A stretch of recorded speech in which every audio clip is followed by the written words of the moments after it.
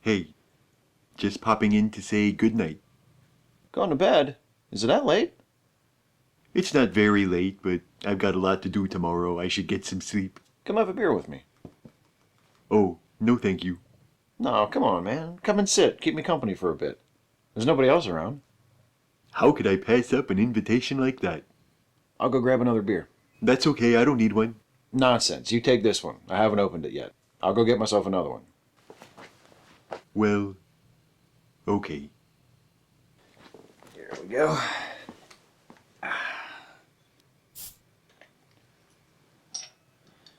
Here, let me get that for you. Thank you. So where is everybody? Toby Benson and Jack McPherson are somewhere sleeping off St. Patrick's Day, or possibly hiding. I did hear sirens last night. Millicent is up north looking for unmelted snow. Spring is a difficult time for her. Right? Huskies really like the snow. What about Hans Krieger? Oh, he is in Baltimore at the Charles Theater attending a Fassbender Film Festival.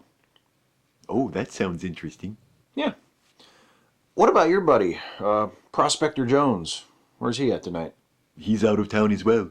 Doing what? He's out west meeting with a hunger relief charity that the Mid-Atlantic Food Bank has a partnership with. Since he's a prairie dog, I thought we might be able to take advantage of his burrowing skills in order to move more food and supplies into Opinionville, and possibly even open up some lines of communication. I'd like to try and get a message through to imaginary Gary to make sure he's okay. Speaking of which, if that project does end up happening, I am going to need some more help sorting donations and preparing shipments. Help which you offered last week, an offer which I am officially accepting. Doesn't sound like something I would say. Besides, why would I want to spend my days stuffing relief packages when I could watch The Neighbors on Hulu? I don't know, but you did say it and I'm holding you to it. Be okay, man. You seem a little tense. You need to loosen up. Drink your beer. I'm not sure that's a good idea. Can I say something to you? I bet you're going to. I love you.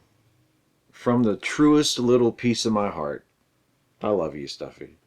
Well, thank goodness for that. Was that a use of sarcasm? Nope. I just meant if this is what I get when you love me, I'm glad you love me. Because I'd hate to see how much worse things could get if you didn't love me. Come on, I'm not that bad.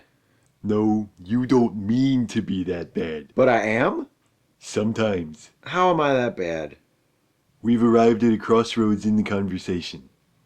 You can go left, and we'll call it a night, and go to bed. Or you can go right, get me another beer, and I can tell you how you're that bad, which may hurt your feelings. So which way do you want to go? Nobody likes hurt feelings.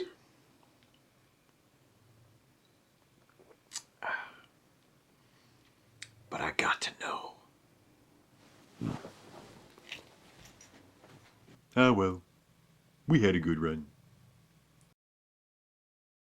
Not to mention the time you interrupted me while I was watching Antichrist. Interrupted you? All I did was sit down and watch it with you. And talk over it and make jokes and be obnoxious like you always are. I thought you found my jokes hilarious and my obnoxiousness endearing. I was being polite. Well, if this is how you really feel, I guess it's a good thing you're spending so much time at your precious Mama Wamma Fubu. You know what it's called. No, I don't. Yes, you do. I bet you've always known. You just pretend to forget all the time because you think that's a funny bit. Because that's all you want out of life is to get to the next funny bit. Or the next argument you can win to make yourself feel smarter than other people. Well, some of us want to actually put something positive out into the world. That's why I work as hard as I do at that place. What place? The Mid-Atlantic Food Bank? Uh-huh. It's not funny. You mock me, you bully me, you disregard my feelings and what I want to do. I feel trapped in this life with you. The other night on SecularTv, my first live appearance. You couldn't even let me have that.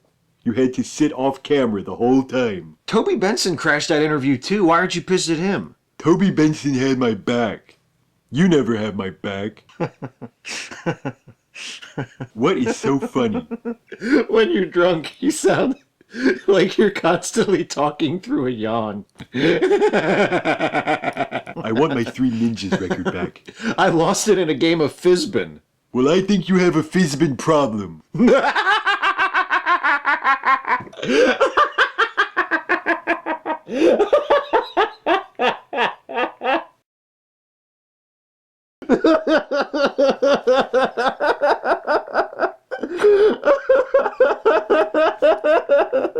It's okay. I just wanted us to hang out, just the two of us like we used to. And then I got you drunk and found out that you secretly hated me and ruined everything. I don't hate you. I just... Wait, it was finding out that I hated you that ruined everything, not the fact that I hated you? I don't know. And see, you just said it. You do hate me. No, I don't. I'm just trying to follow your thinking, which is not easy because I am very drunk. You had 2 beers. I'm 12 inches tall and highly absorbent. You don't care if things are bad, as long as you can pretend they're good. Not with everything. Just with some things. Like our friendship. For example. Why? I don't know. Because you're right. I'm a jerk. I'm insensitive and self-involved and domineering. And it's better when I can delude myself into thinking that I'm not any of those things and that you don't have all these great reasons for hating my guts. I don't hate you. You said you hated me like 20 times. Now you're going to say you didn't mean it. I meant the things I said about you. I wasn't making them up. But I don't hate you. And if the things I said about you really bother you, it's not too late to change. Whatever. I would never have said those things to you if I hadn't been drinking. I'm not blaming the alcohol, but those were feelings I never intended to share with you. Like when you're having an argument with someone and you think of a really cutting thing to say, but you don't say it because you know it will only make things worse. Do people actually do that? Yes. God damn it. We aren't who we are because of every private thought we have in our heads. It's what we let out into the world that counts. And if we happen to let one of those private thoughts escape and they hurt somebody's feelings, we should say we're sorry and try to explain that those thoughts don't represent how we feel about that somebody all the time. Because if we really didn't like them, we wouldn't bother keeping hurtful thoughts private in the first place. So what I'm saying is, I'm sorry I said the things I said. I've had too much to drink, I'm worried about my friend Gary, I'm overworked, but those aren't excuses. You're my friend.